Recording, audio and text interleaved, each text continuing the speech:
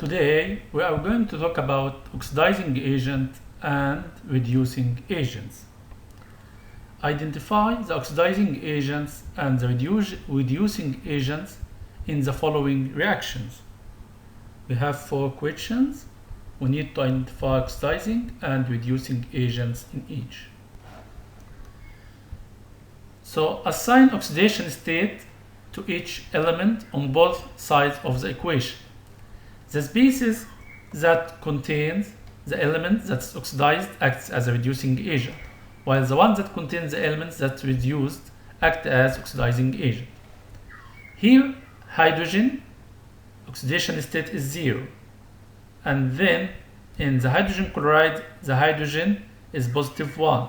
So increase in the oxidation state, this is oxidation. Therefore, hydrogen is reducing agent. Chlorine is the opposite. It was 0, became negative 1, decrease oxidation state, so it's reduction, therefore it's oxidizing agent. Aluminum metal, so any metal with charge 0 always act as reducing agent. As you can see, from 0 aluminum up to positive 1, so increase in the oxidation state, this is oxidation, therefore aluminum act as reducing agent. While lead from positive 2 up to 0 decrease in the oxidation state, so this is reduction, therefore it's oxidizing agent. In question C, chlorine 0 became negative 1, so this is decrease in the oxidation state, so this is reduction. Therefore, chlorine is oxidizing agent. While iodide, it was negative 1, became 0, increase in the oxidation state. So this is oxidation, therefore iodide is a reducing agent. Carbon in methane, it was negative 4, but in carbon dioxide, carbon is positive 4. So increase in the oxidation state, so this is oxidation, and methane is a reducing agent.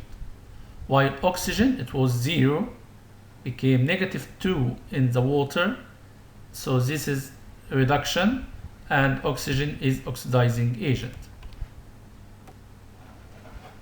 So this is another question.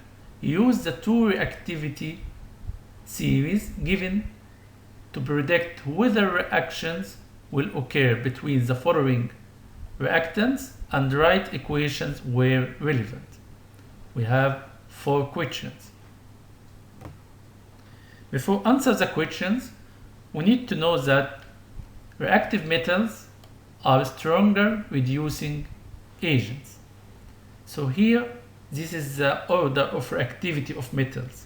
Potassium is the most reactive, while gold is the least reactive.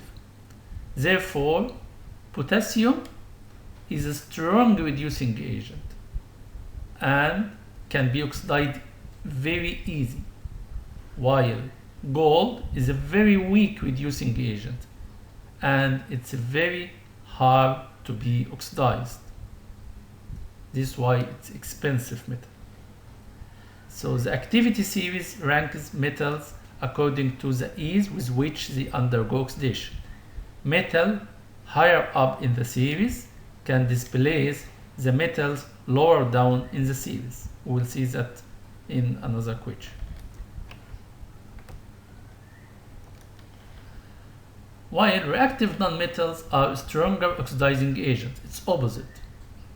So this is the halogen or halides.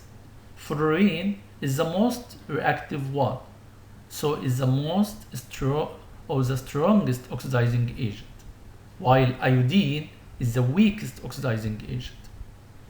So the activity series can also rank group 17, which is halide or halogen, 17 elements such as fluorine, chlorine, bromine, and iodine according to their electronegativity.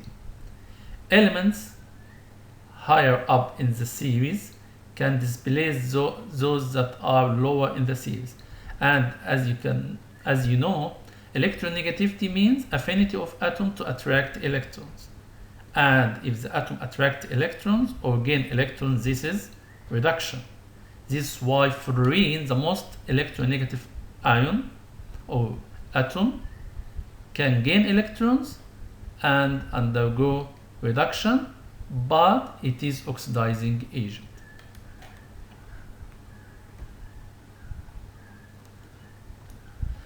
So the more reactive metal always gets oxidized, act as reducing agent, and as we said before, the potassium is the most reactive and gold is the least reactive.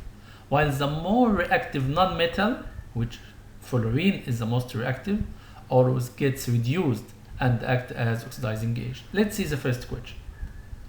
Copper 2 chloride plus silver. So silver is less reactive than copper. So silver cannot reduce copper, cannot displace copper in its salt. So no reaction.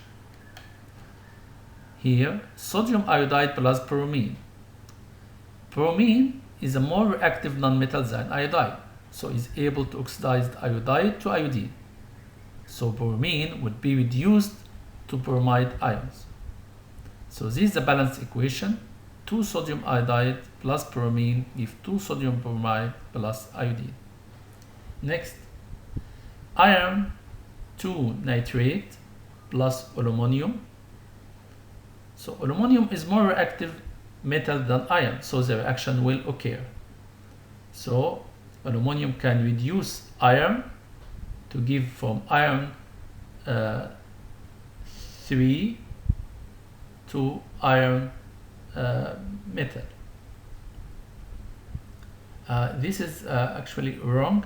Should be iron 2 because iron only attached to 2 nitrate. So this iron 2, not iron 3. So this is wrong. So aluminum will be oxidized to aluminum plus 3.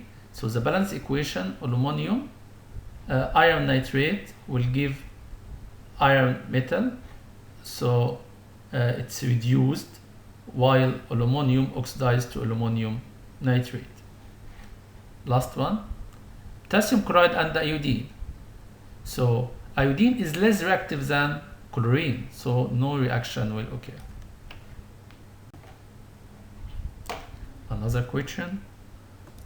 Use the following reaction to deduce the order of reactivity of the elements. W, X, Y, Z. Which one is the most reactive? Which one is the least reactive? Put them in order. So here the equations, and based on these equations we need to order the reactivity of metals.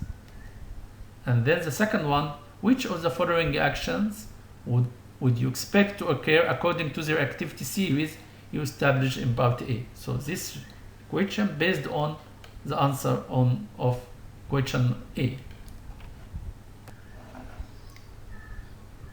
So a more reactive metal will displace a less reactive metal from its salt in solution. From the reactions given, W plus X plus give W with plus 1 plus X. So W here reduced X plus, so it's more reactive than X.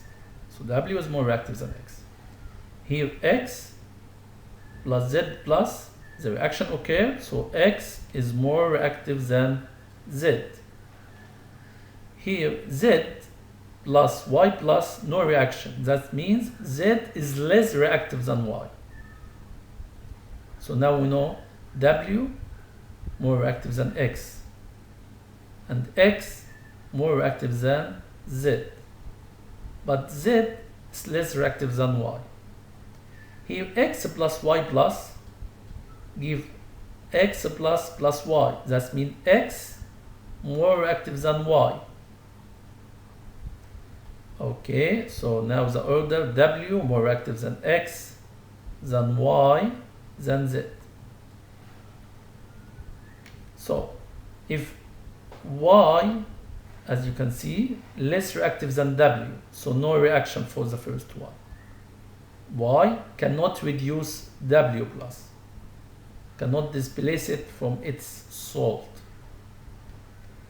Next, Z is also less reactive than W plus, so cannot displace it from its salt, so also no reaction in this equation. Thank you.